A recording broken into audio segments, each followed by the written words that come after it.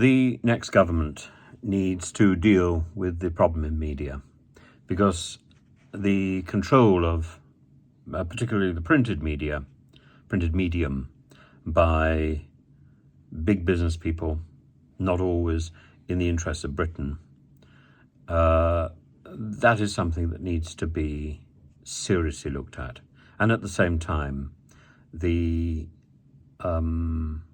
impression that is given of the BBC in Hoik to the government of the day, the appointments made by the government of the day to the BBC, that needs to go as well. The BBC needs to be entirely independent, not privatised, but independent. Its finances need to be independent. This means we need a significantly more functioning OFCOM. We need a more functioning and focused DCMS. I would suggest that ministry is divided into two. Sport is on one side, and digital, television and theatre, culture is on the other. And we need to recognise these things are important. They're not an afterthought. They are dominating our news, and therefore they're dominating our life. And the thought that these are given to twits in the Cabinet Office, and there's a long line of them who use the DCMS as a stepping stone, is simply abhorrent. So we need the next Minister for the DCMS, or whatever it's called, needs to be launching a new version of the Levison inquiry, and it needs to be thrusting forward with ideas of independence and responsibility throughout the various media. And the three big stories that we've had recently of Philip Schofield, of Hugh Edwards, of Dan Wootton, are all about power and the suppression of information. There are stories now which Byline Times has released that the Sun and the Mail knew about the allegations regarding Dan Wootton long ago, in May, in June, and have just sat on these, while these other stories were coming out, while the stories about Philip Schofield and Hugh Edwards were coming out. And now, you can't compare one of these stories to another. They're all deeply disturbing, not only for the victims, but also for the individuals concerned. Deeply disturbing. And it's partly about giving people so much power, so much responsibility, and not giving them the backup and the support that people need to wield that level of power. Power corrupts. You only have to look back through history at the stories at the end of the Roman Republic, particularly the story of Marius and his last consulship, where he basically goes mad. The story of Sulla, the rise and fall of Julius Caesar, the tragedy of the Claudian emperors. All of this is about power and the failure to control power. And you can't turn around and say, "Oh, Hugh Edwards is not as bad as this person, or didn't do anything criminal." Hugh Edwards was exploiting young individuals. This was a power imbalance. Hugh Edwards was involved, it seems, allegedly, in aggressive messaging. This is a power imbalance. This is using his power to threaten and silence. This is not about parity. This is not about a loving relationship that should be projected and emulated by the rest of us. And Hugh Edwards was docked in a relationship with the nation, rather like the Queen, where he was an icon of responsibility, and he fell below that standard. He had feet of clay. Well, many people have feet of clay. But those feet of clay mean an organisation like the BBC should not have been indulging that person. That person should not have been projected as that icon.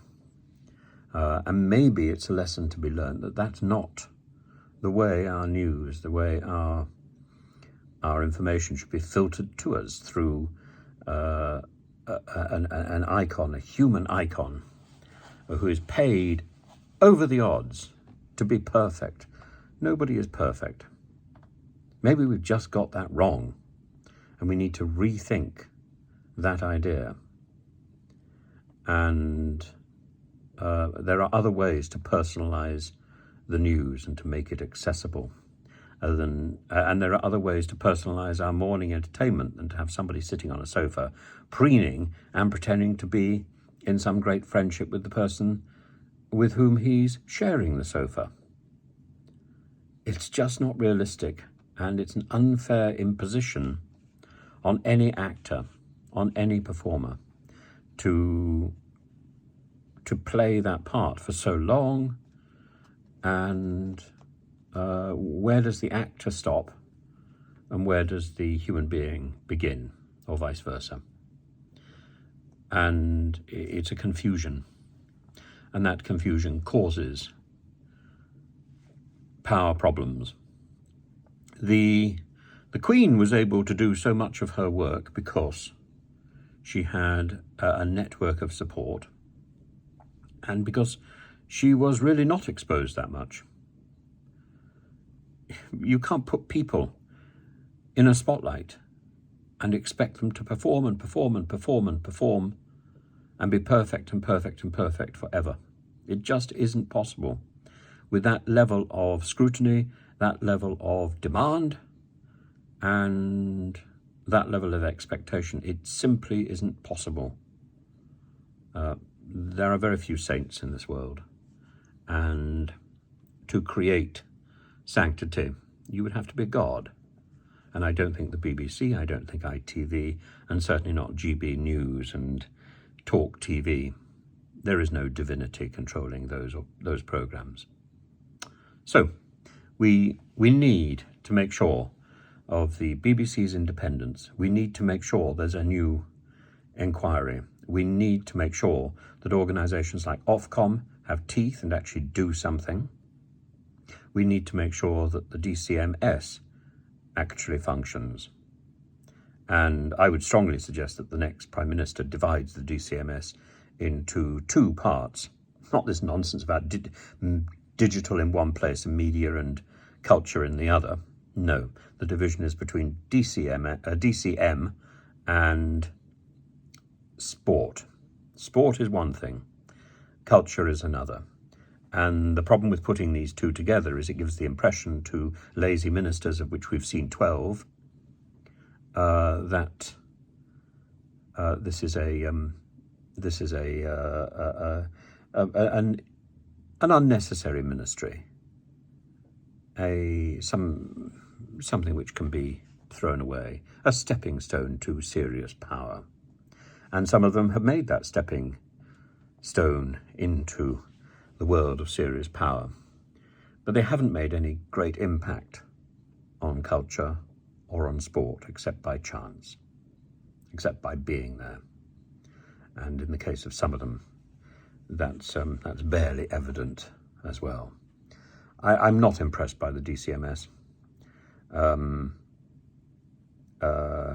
course, it could be the media of the Ministry of DC, in which case we'd probably be looking for a Marvel counterpart. But there's a wonderful program for controlling fabric called Marvelous in Maya. So and that's completely irrelevant, isn't it? Anyway, we need a new Levison 2.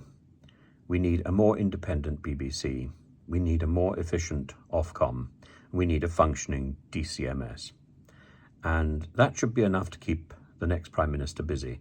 But the present Prime Minister is failing and flagging, and his cabinet should basically just resign and be replaced.